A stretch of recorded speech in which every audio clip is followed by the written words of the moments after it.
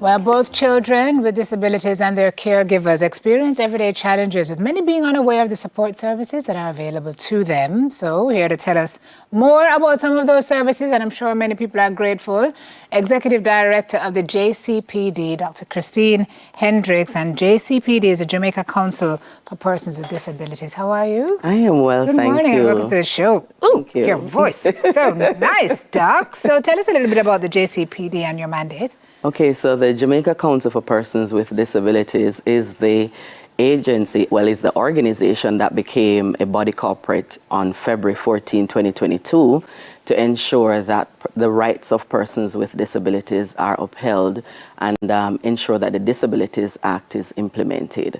So before that, since 1973 up to 2022, it was a department within the Ministry of Labour and Social Security providing support, welfare support for persons with disabilities generally. How are we doing, Doc? How are we doing in upholding the rights and treating those folks as if they are a part of our society, inclusive?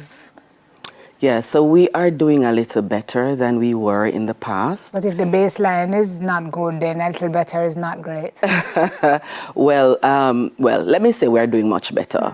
When we speak to persons and hear their interest in supporting persons with disabilities, just recently, last week, as a matter of fact, we had a session with Scotiabank. They were training and preparing 50 young people with disabilities for the world of work. And the week before, we had a conversation with NCB. And when we hear them saying, you know, they're willing, you know, to employ persons with disabilities, they're not seeing the applications coming as they would need to. We recognize that, you know, something is going on at both ends. So we need to be preparing persons with disabilities for the inclusion and participation while we prepare the society. So, sure. Yeah. And they're probably not applying because they probably feel there's already a stigma that will not, yes, you know, include them or allow them equal opportunity to be employed. Let's talk about children.